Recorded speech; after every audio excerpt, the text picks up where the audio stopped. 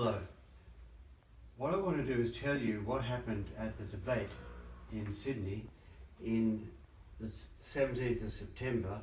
We were invited to participate in a debate, Ian Bryce and I, and we did, but the Muslim Society of Sydney University didn't post the video of the debate, possibly because they didn't like what I said. So therefore, I am going to tell you now what I said in the debate for the public record. Thank you. This is what I said. I would like to thank the organisers of this debate for the invitation to participate. I believe in free speech, and I am always hopeful that an exchange of views can be productive. I am an atheist and a secularist. It has been suggested to me by some colleagues that I should not participate in this debate on the grounds that I will help publicise extremist Islamic views. However, I do participate because I see it as an opportunity to refute and discredit these views, and I will do my best to do that. The particular concern that people on my side of the debate have is that the support of Hizb-ut Tahrir for the policy of killing apostates from Islam. I know that many ex-Muslims who live in fear, some of our associates are from Bangladesh and have been personally affected by this policy. They have had friends and loved ones who have been hacked to death in Dhaka because they were apostates. They did nothing more than criticize Islam in the way I am about to do.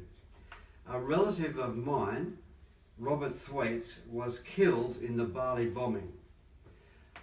I would like to call for a moment's silence in remembrance of these victims of Islamist violence.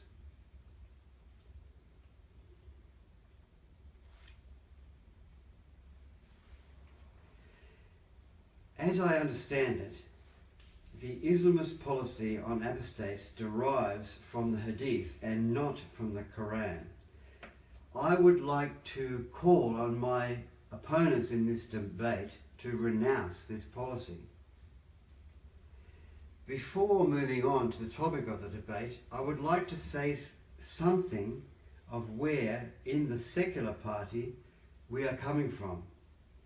As secularists, we are not in favour of banning any religion. We favour the banning of any government support from any religion. As atheists, we do not believe in any supernatural beings because there is no evidence for any such beings. I do not have any animosity towards Muslims. I respect our opponents in this debate as advocates for their cause. Islam, however, is entirely based on false premises. And it is not just false, it is thoroughly bad. Islam is an immense cause of human suffering, and the most who suffer from this are the Muslims themselves. I recognise that Muslims in our society are victims. They suffer from victimisation. It is a sorry state of our society that I hope to address. Islamists are a threat, but Muslims are welcome. It is a hard distinction for many to make, but I make it. It is common to suggest that anyone who criticises Islam is a racist. I am not. I hope my opponents in this debate will not use this tactic. Does science disprove God? Let's take this part by part. What is science? What is disproof? And what is God? Science is knowledge about the natural world achieved by the application of reason and evidence. This knowledge is not fixed. It is forever growing. Not everything can be proven or disproven. Often it is a matter of balance between the evidence. But in the entire history of the universe as we know it, no evidence has ever been found for the existence of any God. Throughout history, gods have been used as explanations for things we do not understand. For example, thunder and lightning. These were knowledge gaps. The God required to fill these gaps has shrunk into non-existence. Science does not need nor benefit from the God hypothesis. Proof is a logical process.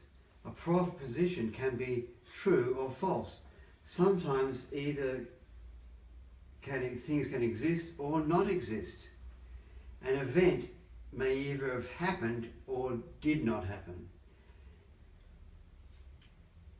For those who claim the existence of God, the onus is on them to prove it. Some claim there is no such thing as truth. This is just relativism, which is a sham and a fraud. It should be banished from academia, where unfortunately it is most rife. What is God? The question of whether gods exist and whether religions are true are different questions. Most believers make the logical jump. God exists, therefore Islam is true. Or God exists, therefore Christianity is true. Why is it always that it is just their religion that is true? Your religion. It is an arrogant assumption. If religion was a race, that assumption of superiority itself would be racist. In fact, even if gods did exist, religions would still be false. This is because religious beliefs are based on known scientific fallacies and are premised on past events assumed to be historical, but are known to be simply mythical or fabricated. If religions were true, they would not be religions. God is just a concept in people's mind. In that sense, gods exist. But each person has a different concept of God. So we need to look at the religion to see what the concept of God is that is supposed to exist. The traditional concept is that God is a creator, all-powerful, omnipotent. God also knows everything, even your thoughts. God is also kind and compassionate. In Quranic terms, Allah is all-powerful, wise and merciful. So the wonderful Superman in the sky, God, must have these three properties. But then we have the problem of evil. In so-called acts of God, such as hurricanes, earthquakes, innocent babies are killed. If Allah knows about this but allows it to happen, he is not merciful. If he would like to prevent it but he can't, he is not powerful. If he would stop it and could but not know about it, he is not wise. Therefore, the God cannot have these three attributes. At most, the supposed God can have two. God can score at most 2 out of 3. Therefore, that God does not exist. We do not need the great thoughts of philosophers, the cosmic scientists. We simply need the ability to count up to 3. God scores 2. the God of the Torah, the Bible, and the Quran is logically impossible. Of course, you can say that it's impossible for humans to understand God. What you really mean is that you cannot understand why you believe in the concept of something that is impossible. Since we cannot really separate God from the claims of religions, I want to focus on the nature of the religion of Islam, because that is the most relevant question here. What can science tell us about the claims of religions? In particular, what can archaeology tell us about the myths and legends of which people hold to be actually true, on which all of these religious claims depend? Islam was derived from Christianity, which in turn was derived from Judaism. This is obvious from the texts and is acknowledged because each one claims to supersede the other. Abraham is mentioned in the Quran 79 times and Moses 136 times. So the Quran is dependent on Judaic myth. Archaeology tells us that there was no historical Abraham. The exodus of Jews from Egypt, led by Moses, did not happen. These were simply made-up stories designed to give justification to the ancient Israelites' claim to title to their promised land. The consequences of this ancient political ploy are unfortunately all too real today. This is not the only persistent ancient conflict. The so-called clash of civilizations, century-old, is all too virulent today. It is the modern equivalent of the ancient conflict between the legacy of the Roman Empire, Christianity, and the legacy of the Persian Empire in cooperation with the Arabs, Islam. Religious people, the majority of the population, unfortunately, are oblivious to the effect to which these ancient myths motivate current conflict. The concept of a monotheistic God is the worst idea that the human mind has ever invented. Islam is the religion where this is most clear and most apparent. What we see in the world today is what Majid Nawaz has described as a global jihadist insurgency. Not only is this motivated by a form of mass delusion, but the fact that the religion is motivating it is also denied. Thus, we have the ludicrous situation where both Muslims and non-Muslims alike come together to proclaim that Islam is the religion of peace. But we can read the Quran, we can read the biography of the Prophet, we can read that the Quran calls for jihad, for the killing of infidels. We can read in the biography of the Prophet that he engaged in mass beheadings and had a 6-year-old wife. The Islamic State is scrupulous to justify all its actions with quotations from this scripture. How can we possibly pretend that Islamic violence has nothing to do with Islam? Of course, people think that it is better to maintain the pretense for the sake of community relations. But people can see through this fiction.